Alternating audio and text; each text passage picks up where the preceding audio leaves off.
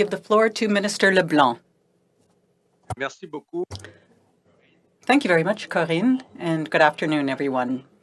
I am joined today by my colleague Anita Anand and Doctors Tam and New, as well as Major General Fortin. As our government ramps up the delivery of vaccines to provinces this week, we know that more Canadians will be offered the opportunity to receive their vaccine, and we encourage everyone who's offered this opportunity to accept. Lorsque vous aurez When you will have received your vaccine, we will ask you to continue to follow all local public health guidelines, to continue to wear a mask, and to maintain appropriate social distancing. My colleague Anita Anand to say a few words. Anita. Merci beaucoup, Dominique. Thank you very much, Dominique. I'm going to speak to two issues today, vaccines and PPE and other supplies. In terms of vaccines, I have a brief update on the progress that we are making to ensure that vaccines are delivered to Canada at an ever-increasing pace. We now have 3 approved vaccines in Canada: Moderna, Pfizer, and AstraZeneca Covishield. Our strategy of diversification in our vaccine procurements is continuing to benefit us in terms of volume. Last week, Canada received 643,000 doses of the Moderna and Pfizer vaccines in what was our largest delivery of doses to date. This week, we are on track to see approximately 945,000 doses of vaccines arriving in Canada in total. This number includes the weekly shipment of Pfizer vaccines, which this week is 444,600 doses, as well as the first shipment of 500,000 AstraZeneca Covishield doses, which are now en route to Canada from the Serum Institute and scheduled to arrive in this country tomorrow. Thus, almost 1 million doses will be delivered into this country this week alone, and next week we are set to receive more than 900,000 doses of vaccines, being Pfizer and Moderna vaccines, coming into this country. You have heard me say it before, and I will say it again now. Canada is on track to ensure that we have enough vaccines for everyone who wishes to receive one can do so by the end of September. Put another way, enough for everyone by the end of the summer. You've heard me say it before, and I will say it again now. Canada is seeing millions of vaccines coming into this country, and we remain on track to ensure that we have enough vaccines for everyone who wishes to receive one before the end of September. It has been almost a year since our lives were immeasurably altered, and we have faced many hurdles since that time. I will now provide a brief update on our procurements, including PPE and other supplies. At a time of intense global competition for N95 respirators, we have received more than 112 million of these masks so far, and we have in place 2 long-term contracts with domestic manufacturers. For example, Medicom has produced 6 million plus N95 masks to date. We have received more than 20 million liters of hand sanitizer, more than half of which was made in this country. 40.5 million rapid tests have been procured, with more than 22 million of these tests delivered directly to the provinces and territories. Nearly 190 cold and ultra-cold freezers have been delivered as well. 7 million low dead volume syringes have already been received, and millions more are en route. These are the procurements that we have made, in addition to many others, for the interests of Canadians' health and safety. And we will continue to make these procurements while we battle this pandemic. To conclude, Canada is prepared and Canada remains on track. En cette période de concurrence, During this time of unprecedented global competition for vaccines, we are continuously working to accelerate deliveries. We saw early deliveries in December, additional doses in this quarter, millions of additional doses added to second and third quarter deliveries. during this time of unprecedented global competition for vaccines, we will continue to work to accelerate deliveries. We saw early deliveries in December, additional doses in this quarter, and millions of additional doses added to the second and third quarters. While there remains a good deal of work to do, we have a long-term plan in place. We remain focused on it, and we will continue to pursue it in the interests of all Canadians. Thank you. Merci. Miigwech.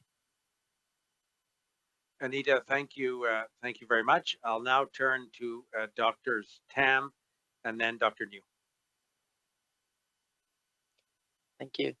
And bonjour à tous. Good afternoon, everyone. There have been 870,033 cases of COVID-19 in Canada, including 22,017 deaths.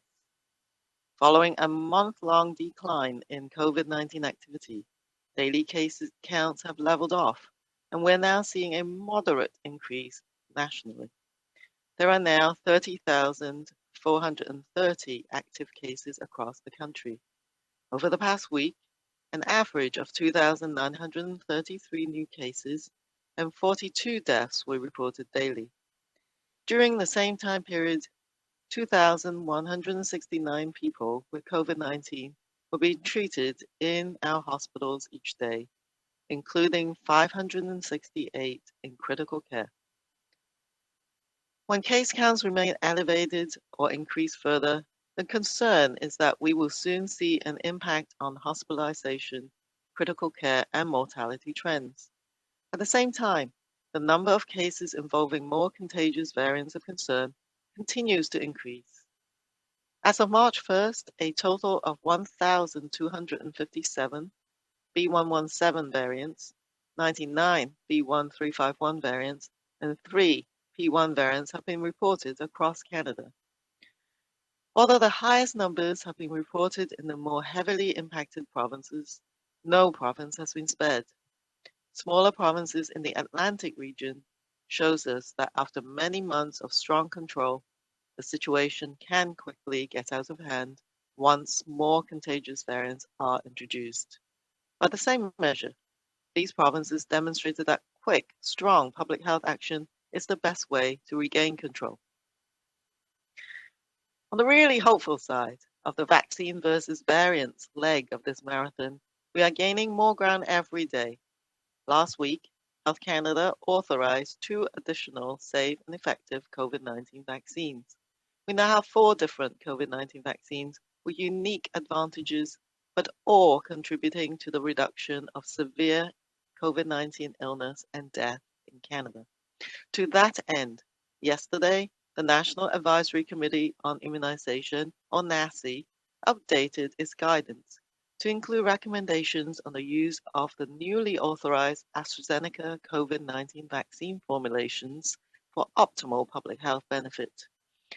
NACI is also assessing the time interval between the first and second doses of currently authorized COVID-19 vaccines to allow as many people as possible to be vaccinated while not compromising vaccine effectiveness. NACI is currently considering evidence from the latest scientific studies and is aiming to provide their recommendations this week. As the science of COVID-19 vaccination continues to evolve, expert advice is being adapted to maximize the benefits of all of the authorized vaccines. Canadians continue to support these efforts, not only by sacrifices we've made to buy time for research and innovation, but also through incredible levels of engagement, learning, and trust in the scientific process. This has been a difficult and long journey, but I know we remain steadfast in our resolve to see things through, aiming for the fewest interactions with the fewest number of people for the shortest time at the greatest distance possible is how we can all contribute our personal best to limit the spread of COVID-19 while vaccine programs continue to expand to protect all Canadians. Thank you. Bonjour à toutes et à tous. Good afternoon, everyone. To date, there have been 870,033 cases of COVID-19 in Canada, including 22,000 deaths. Following a month-long decline in COVID-19 activity, daily case counts have leveled off, and we are now seeing a moderate increase nationally. There are now 30,430 active cases across the country. Over the past week, an average of 2,933 new cases and 42 deaths were reported daily. During the same period, 2,169 people with COVID-19 were being treated in our hospitals each day, including 568 in critical care. When case counts remain elevated or increase further, the concern is that we will soon see an impact on hospitalization, critical care, and mortality trends.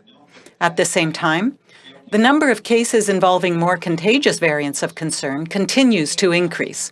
As of March 1st, a total of 1,257 B.1.1.7 variants, 99 B.1.351 variants, and 3 P.1 variants have been reported across Canada. Although the highest numbers have been reported in the more heavily impacted provinces, no province has been spared. Smaller provinces in the Atlantic region show us that after many months of strong control, the situation can quickly get out of hand once more contagious variants are introduced.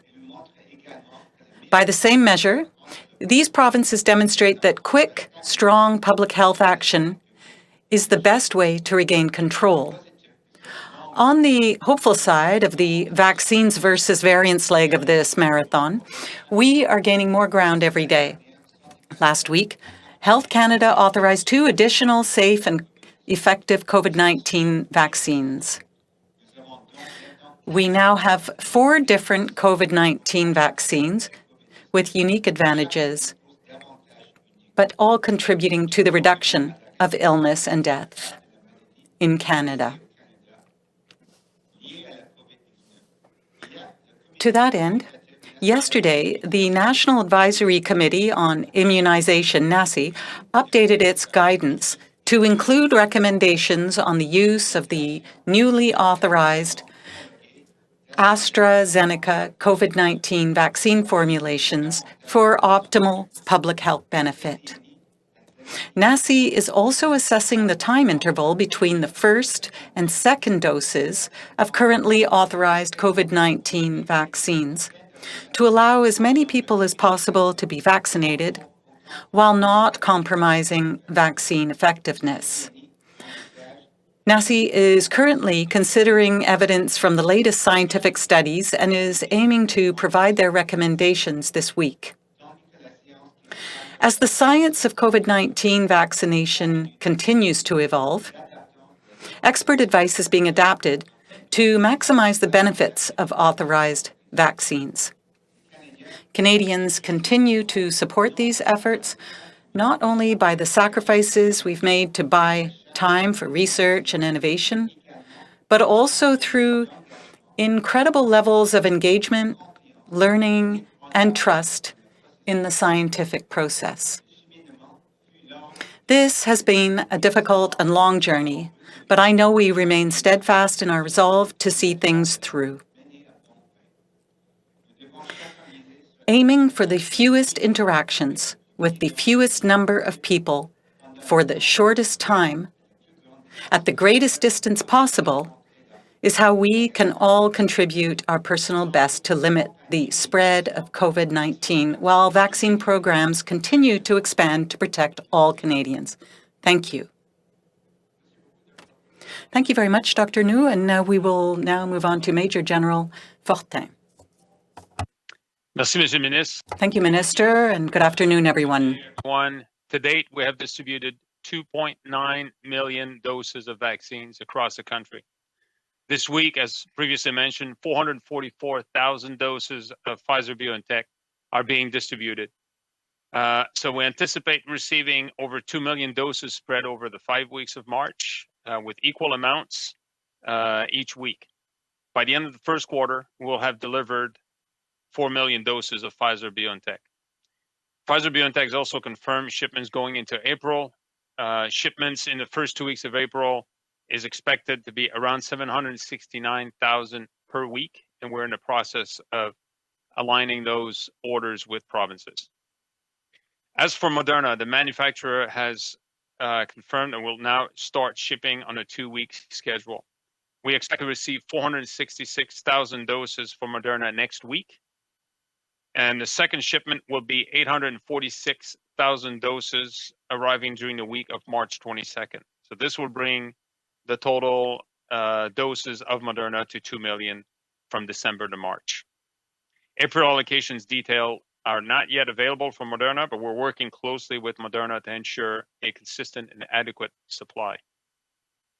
Last week, Government of Canada announced that the Oxford AstraZeneca vaccine has been authorized by Health Canada, as well as Serum Institute vaccine. 500,000 doses or early doses of the vaccine manufactured at the Serum Institute of India are expected to arrive in Canada as early as tomorrow. As for the balance of 1.5 million, 1 million are expected in April and 500,000 are expected in May. Following this good news, we launched discussions with provinces and territories on a per capita allocation of the allocation doses, of the allocation of the available doses by the end of March. Based on their returns, the National Operations Center here will then move forward with the order process, and first deliveries are expected to take place in the coming days. So 300,000 doses will be expedited as quickly as possible, as these will need to be administered by April 2nd. Starting next month, we anticipate a steep increase in vaccine availability, and our efforts shift the vaccination ramp up. We're expecting to receive around 23 million doses of Pfizer-BioNTech and Moderna between April and June. AstraZeneca vaccines will be available with at least 1.5 million doses manufactured by Serum Institute arriving in mid-May, with more added to this package as we move forward. We continue to support provinces and territories by providing them with as much predictability as possible on future shipments, and by bolstering their existing infrastructure and enabling equipment in order to optimize their immunization plans. We'll continue to lead the planning effort to ensure that the processes for delivering, storage, handling, and immunization clinics in the provinces and territories can keep pace with increasing shipment sizes of the authorized COVID-19 vaccines. So we remain committed to communicating updates or changes in the vaccine delivery plan so that provinces and territories are able to plan immunizations in line with vaccine availability. This is especially important as each provincial and territorial government is responsible for deciding how to distribute and allocate vaccines in their jurisdictions. Alors, à ce jour, nous avons distribué. To date, we have distributed approximately 2.9 million doses to provinces and territories. This week, as I mentioned earlier, 444,000 doses of the Pfizer-BioNTech vaccine are being distributed. We anticipate receiving over 2 million doses spread across 5 weekly shipments of 444,000 each in March. And by the end of the first quarter, we will have delivered 4 million doses of Pfizer-BioNTech. Pfizer-BioNTech has also confirmed shipments going into April, So for the first 2 weeks of April, shipments are expected to be around 769,000 doses per week. We will be confirming the exact numbers over the next few days. As for Moderna, the manufacturer will now start shipping on a 2-week schedule. We expect to receive 466,000 doses from Moderna next week. And the second shipment will be of 846,000 doses arriving during the week of March 22nd, which means a total of 2 million doses from December to March. April allocation details are not yet available. However, we are working closely with Moderna to ensure a consistent and adequate supply in order to be able to go ahead with planning in provinces and territories. Last week, the Government of Canada announced that the Oxford AstraZeneca vaccine has been authorized by Health Canada. 500 early doses of the vaccine manufactured at the Serum Institute of India will be available in the coming days, starting tomorrow. As for the balance of 1.5 million doses, 1 million are expected in April and 500,000 are expected in May. Following this good news, over the past weekend, we launched discussions with provinces and territories on the per capita allocation of the available doses by the end of March. Based on the returns provided from the provinces and territories, the National Operations Centre will then move forward with the ordering process, and the first deliveries are expected to take place in the coming days. 300,000 doses will be sent to the provinces and territories as quickly as possible because they have to be given by the 2nd of April. Starting next month, we anticipate a steep increase in vaccine availability from authorized COVID-19 vaccine manufacturers. We are expecting to receive around 23 million doses of Pfizer-BioNTech and Moderna between April and June, and 1.5 million doses manufactured by the Serum Institute will be arriving by mid-May, and there will be more forthcoming. We continue to support provinces and territories by providing them with as much predictability as possible on future shipments and by bolstering their existing infrastructure and their enabling equipment in order to optimize their immunization plans. We will continue to lead the planning effort to ensure the processes for delivering, storage, handling, and immunization clinics in the provinces and territories can keep pace with the increasing shipment sizes of the authorized COVID-19 vaccine. So in conclusion, we remain committed to communicating updates or changes in the vaccine delivery plan so that the provinces and territories are able to plan immunizations in line with vaccine availability. This is especially important as each provincial and territorial government is responsible for deciding how to distribute and allocate COVID-19 vaccines within their jurisdictions. Thank you. Thank you very much, General. So, Corinne, we are now ready to receive questions. Thank you. We're now going to move on to questions. And a reminder, the rules are 1 question and 1 follow-up question each. Take questions. As a reminder, you get 1 question and 1 follow-up question each. All questions today are on the phone. Donc, opérateur, première. Operator, first question. Thank you. Merci. If you have a question, please press star 1 on your device's keypad. Si vous désirez poser une question, veuillez s'il vous plaît appuyer sur les touches étoile 1 de votre appareil. You may cancel your question at any time by pressing star 2. Vous pouvez à tout moment annuler votre question en appuyant sur les touches étoile 2. The first question is from, la première question est de Abigail Beeman de Global News. Please go ahead, à vous la parole. Thanks for taking my question. I'm wondering first, what's your response to BC's decision to extend the second dose to 16 weeks? I noted that, Dr. New, back in January, you said the core recommendation is that the system follows the manufacturer's layout. So I'm wondering if you still believe that's the case, or do you think other provinces should do what BC has done? Well, thank you for the question. I'll maybe answer first because you made reference to my comments earlier, and it's certainly I know Dr. Tam has comments as well. Certainly my comments back in January were based on the information we had at the time, which was basically the clinical trial data, which was submitted by the companies, in this case, I guess, Pfizer, BioNTech, and Moderna, that led to the approval by Health Canada for the use in Canada.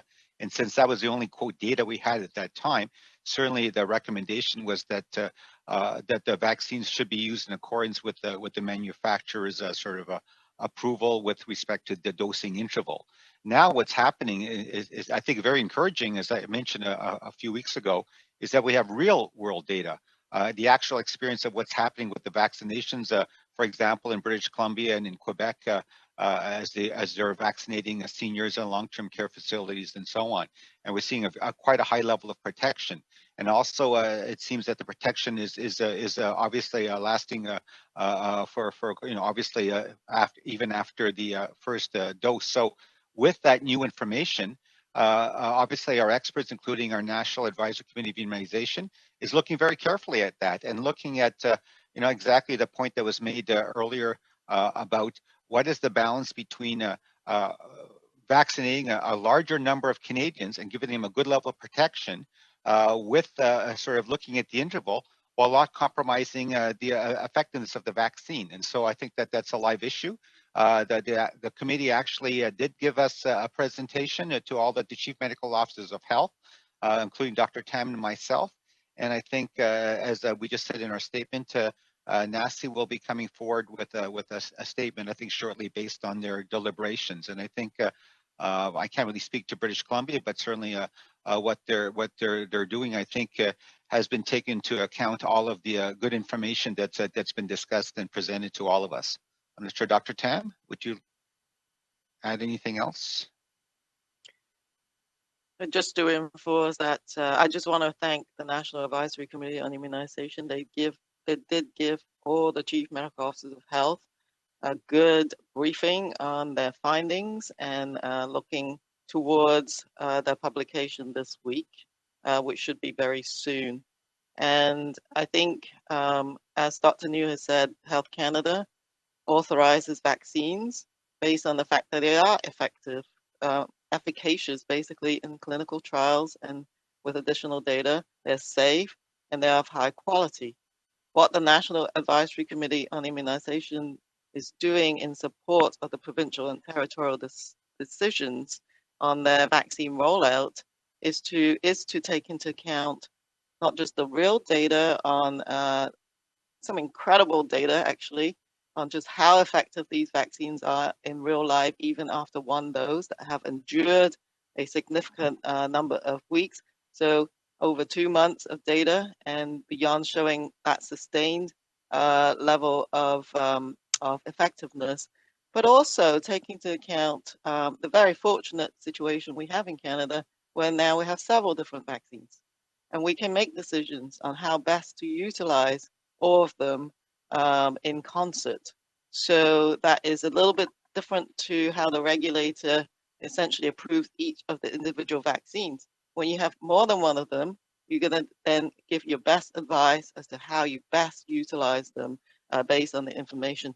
And lastly is that there will be a continuous monitoring of the vaccine effectiveness as we go along, not just globally, but British Columbia and Quebec, for instance, who have already stretched the interval of administration between these two doses, giving us the domestic real-life data from long-term care, from healthcare workers.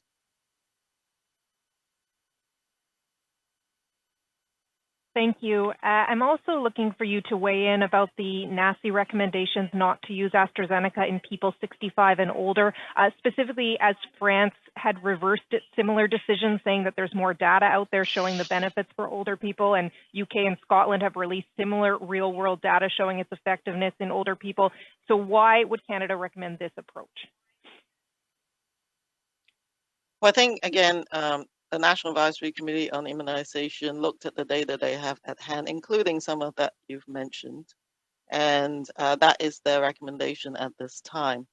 Also recognizing of the fact that we actually have more than one vaccine, as I've just said, and I've already started immunizing, providing vaccines to some of the NACI recommended higher risk groups. So that is also taken into account as well. But fundamentally, is that they will update, and I think just watch this space, as they see more and more of that real world data accumulating, that will be adjusted as well. So this is both a challenge, but also really exciting, because I think the real world data helping us to adjust our vaccine program is a really positive move. But I think don't read their recommendations as sort of static. They will update as needed, but this is what they've recommended at this point in time.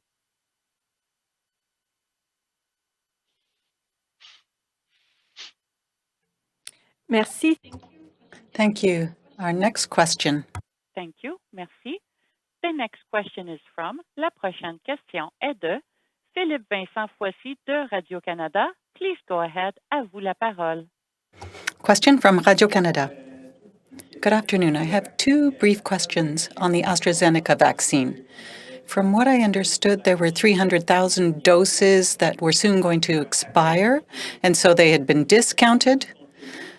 So I'd like to know how you're advising provinces to use them when there have been there's been contrary advice given in terms of using them for the 65 and older age group.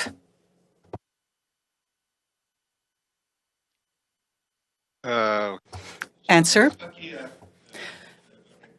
I don't know who wants to answer this question in terms of the quantity and the discount, but I can speak to the use of the AstraZeneca vaccines from the Serum Institute. We've all seen the recommendations from the National Advisory Committee, and as Dr. Tam noted earlier, the age group recommendations is based on the evidence analyzed to date by the committee. Now, obviously, provinces and territories will have to consider their own context, their own at-risk population, and they can always decide on the best way to use their vaccines for their populations. So that would perhaps be a question to be put to the provinces and the territories. Anita, do you have anything to add to this? Bien sûr. Yes. Of course, I would like to add a few words. C'est important. It's important to remember that the 500,000 first doses will be arriving over the coming days. And the second shipment will include over 1 million doses, and that will be arriving in the second half of the month of April. And the third shipment of 500,000 doses will be arriving by mid-May. Now, the provinces and territories, and this is very important for me to point out, have assured the federal government that they are ready to administer incoming doses in order to ramp up the vaccination process. And we have committed to ramping up those deliveries so that this will all happen. And I think that's the most important thing to point out. Everyone in Canada, the provinces, the territories, everyone has assured the federal government that they are ready to administer these vaccines.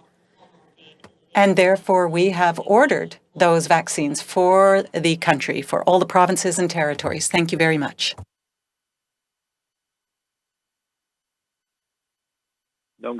Follow-up question. And so,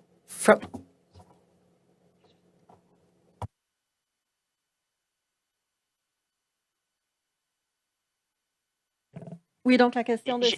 And follow-up question?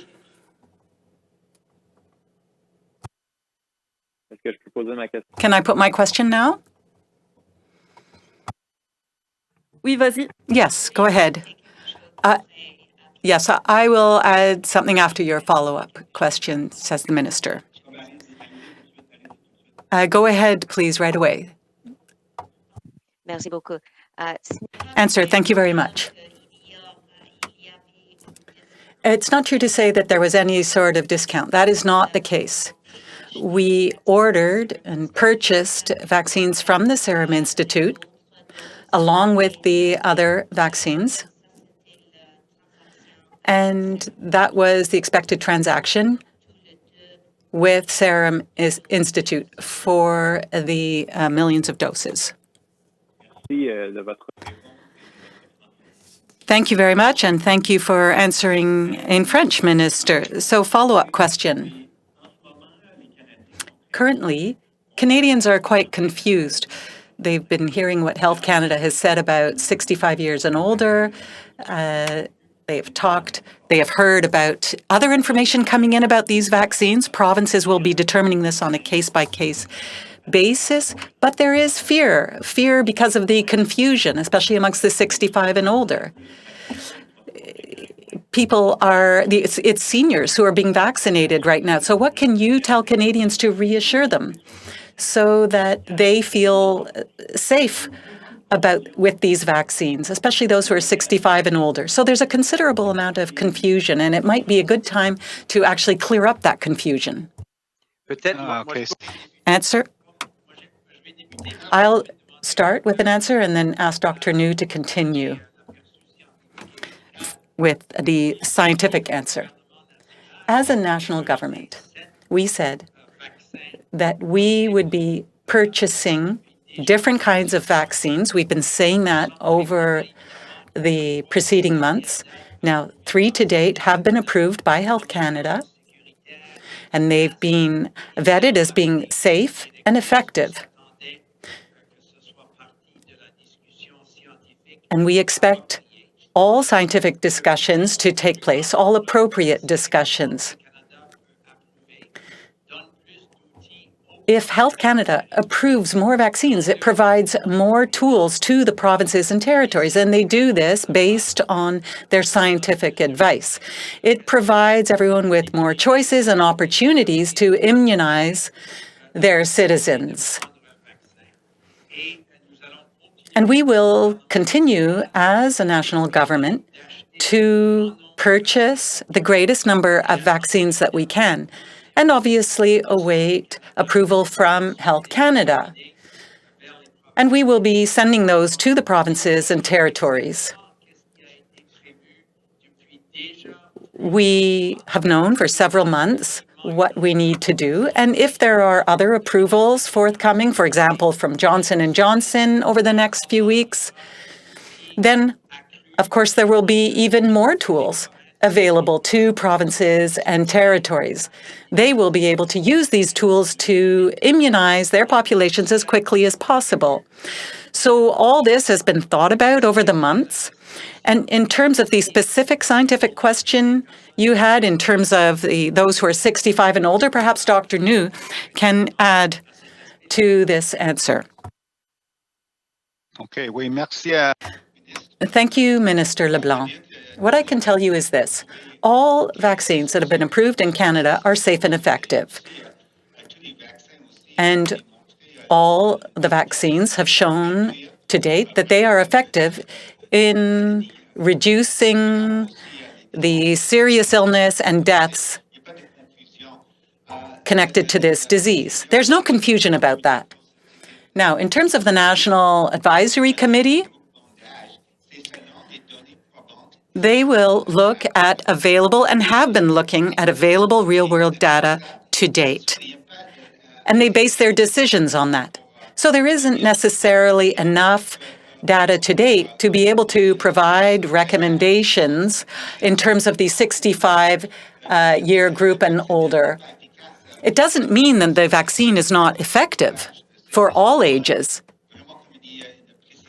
It simply means that there has to be that sufficient data. As Minister LeBlanc said, we have a range of tools at our disposal in terms of the vaccines in Canada. And obviously, provinces and territories are going to avail themselves of that entire range of tools and vaccines to immunize Canadians. This has already begun with 2 vaccines. And with the AstraZeneca approval for the vaccines from India, then we'll be able to add this to the toolkit. But I don't see any problem or any confusion surrounding this. All vaccines are safe and effective. Merci. Thank you. Prochaine question. Thank you. Merci. The next question is from La prochaine question est de Ryan Tumulty de National Post. Please go ahead. À vous la parole. Yeah, I wanted to ask about the 20 million doses of AstraZeneca that will be coming from the U.S. Beyond the Serum Institute's doses. We've heard a lot of talk from the Biden administration that they won't be allowing vaccines to leave the U.S., that they won't be ready to share until the American population is vaccinated. I'm wondering what assurances you have that those vaccines are going to be delivered to Canada, and if you have any sort of indication of the schedule for those deliveries.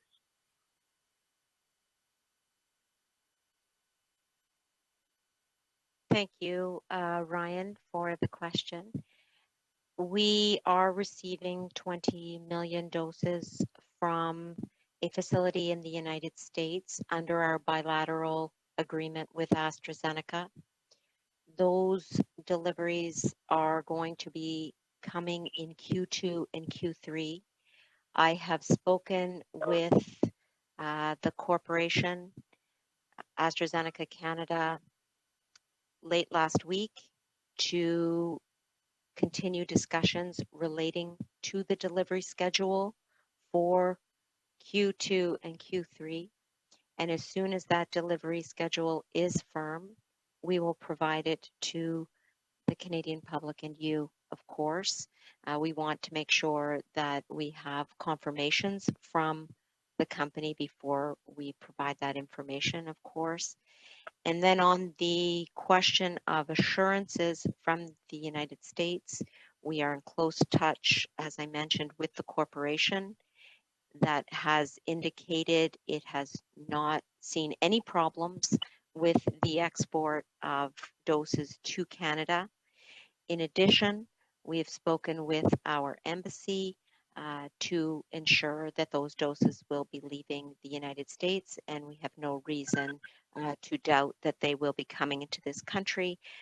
But by the same token, we are ensuring that they will be delivered here across the border, just like we did with the N95 masks back in the spring.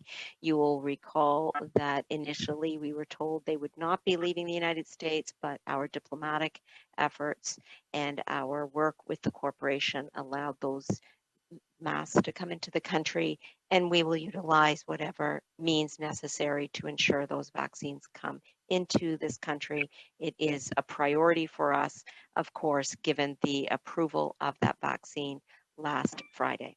Thank you. Ryan, your follow-up? Yeah, just as a follow-up, I know you mentioned the assurances you've got from the company and the successful relationship with interaction, I guess, with the 3M mask in the spring. But I'm wondering if you have any specific assurances from the Biden administration that they won't block these doses. And if they do, I know AstraZeneca is manufactured all over the world in a variety of different plants. Is there a possibility of shifting Canada's delivery to one of those plants that included in the contract? Okay, thank you, Ryan. Let me break down the AstraZeneca doses and where they are potentially coming from. The current time, as I mentioned, the 20 million AstraZeneca doses under bilateral arrangements would be coming from the United States. That's the first tranche, if you will, the first agreement. Secondly, the serum doses are coming from India. First batch arriving tomorrow, 500,000 doses in this country, which is very good news for Canadians. And the third tranche or area where we would see AstraZeneca doses coming from is via the COVAX facility out of South Korea at the current time. The discussions with AstraZeneca have been very positive, and AstraZeneca, in fact, has been very helpful in terms of suggesting alternatives if we run into any roadblocks, and those are solid relationships that we will continue to rely on. We have to understand that those relationships are extremely important given the intense pressure for vaccines in the global vaccine supply chains. And our goal at the outset, and it continues to be our goal, is to secure multiple sources and locations of production for this vaccine around the world. And it is on that rationale that we have this three-pronged approach to AstraZeneca doses coming into this country. Again, with our diversified approach, we have secured the earliest possible delivery of approved vaccines to Canada, with deliveries of the first 500,000 doses beginning tomorrow. Thank you. Merci. Thank you. Next question. Thank you. Merci. The next question is from, la prochaine question est de Marie-Kay Walsh de Globe and Mail. Please go ahead. À vous la parole. Hi, thanks for taking my questions. As a follow, I think, to Ryan's questions, are you able to explain why it is that Canada only negotiated the deliveries of AstraZeneca vaccines in its contract after March? Why didn't it secure earlier?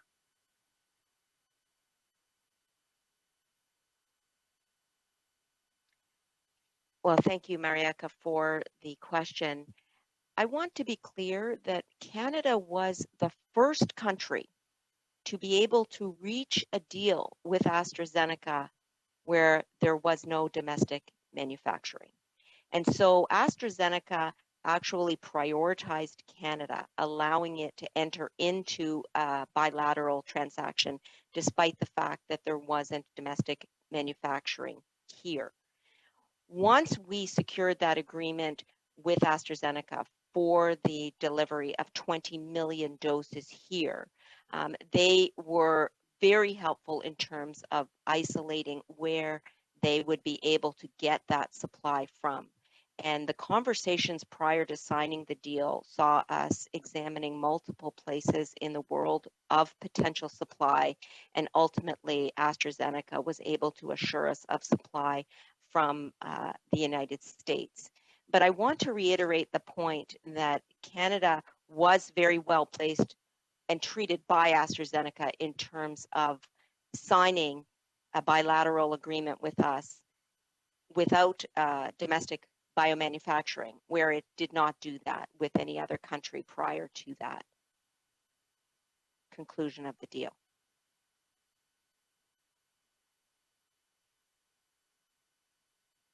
Okay, I'm not sure that really explains why we were only able to negotiate delivery in April, but I just wanted to go back to what you were saying in French about the Serum Institute. Can you explain in English why we're getting shots that are expiring so soon and what impact that had on price? Do we still pay full price, or are we getting this at a discount?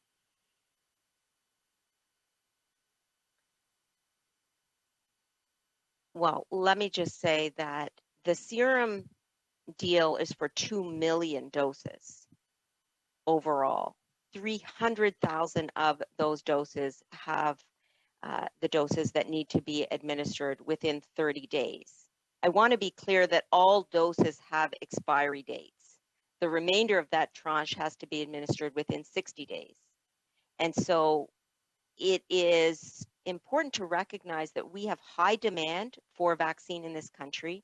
We have provinces and territories that have repeatedly told the federal government that they want vaccines as soon as possible, and they're ready to administer vaccines as soon as possible.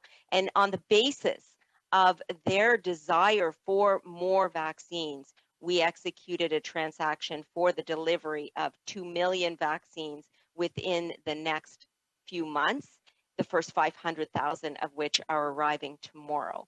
So in other words, we are responding to the desire for an increased number of vaccines.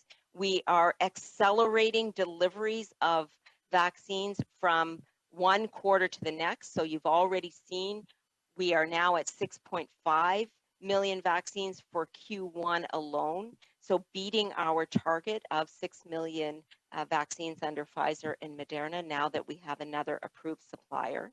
And in addition, we will continue to accelerate doses of vaccines. For example, Since our initial agreements, we have accelerated the delivery of approximately 14 million doses of the 3 approved vaccines into the second quarter alone, the bulk of which are Pfizer and Moderna, 13 million doses of Pfizer and Moderna in the second quarter as opposed to the third quarter.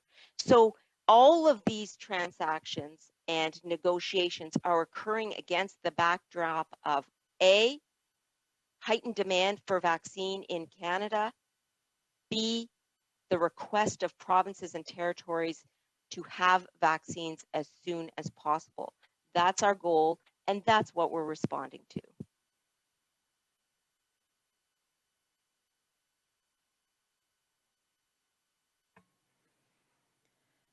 Merci. Thank you. Take a final question. Nous allons prendre une dernière question. Opérateur, c'est à vous. Thank you. Merci. The last question is from, la dernière question est de Catherine Lévesque de la Presse canadienne. Please go ahead. À vous la parole. Question from Presse Canadienne. Good afternoon. I'd like to follow up on this and ask a question to Major General Fortin. Could he please clearly explain why the AstraZeneca doses will have to be used by April? And can you please explain when they're expiring? And will that be the case for all AstraZeneca shipments from the Serum Institute?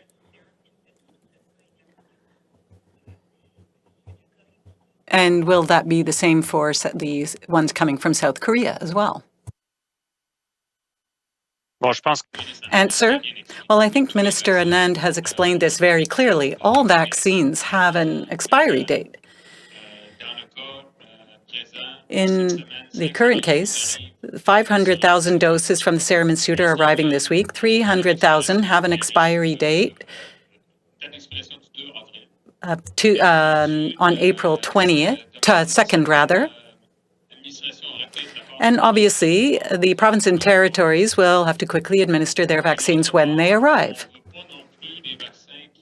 Now, we don't want vaccines to be sitting for too long in freezers and fridges everywhere. We want these vaccines to be administered as quickly as possible and as effectively as possible. This is an effective vaccine. Obviously, it has to be used within a certain time frame, and that's a good thing because we want Canadians to be vaccinated. In terms of the other AstraZeneca vaccines, and specifically from those from the Serum Institute, they all have expiry dates. They come later, and we do not anticipate any problems in their administration. Perhaps I could also add a point to this. Now is not the time to be stocking up on vaccines. They should be used as quickly as possible. The provinces and the territories asked us to deliver these vaccines as quickly as possible.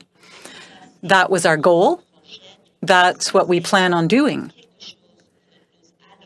And it's something that we are going to do over the coming months and year.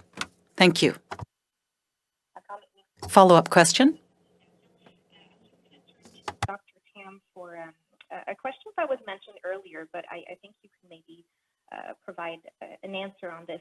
Since time is of the essence with the AstraZeneca vaccine, as your colleagues just said, are you suggesting or do you think that it could be a good solution, in fact, that these AstraZeneca doses, given that there are contradicting facts or findings on who should be getting them, are you suggesting they should be administered to essential workers or racialized Canadians that are mostly affected by COVID-19? Could that be a good solution to get them quickly in people's arms?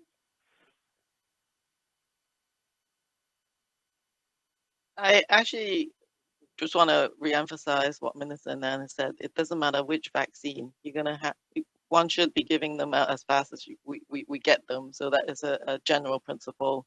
And that, right now, I think all the vaccines are being given out really fast. So this is absolutely a area that all the provinces are discussing. We are discussing this at the Special Advisory Committee. In the end, it's up to the provinces to roll it out. But with the National Advisory Committee on Immunizations recommendations, you've essentially seen that one of the key ways to roll this vaccine out fast is in that younger population as a key option. And some of these groups are potentially prioritized a little bit later on in terms of the staging. Now there's an opportunity potentially for a group of people who wouldn't have got the vaccine till a couple of months later to have the opportunity to get it. So, and if you looked at the NACI prioritizations, some of these groups do include the ones that you've listed, but it is up to the province and territories to implement how they're going to use the AstraZeneca vaccine.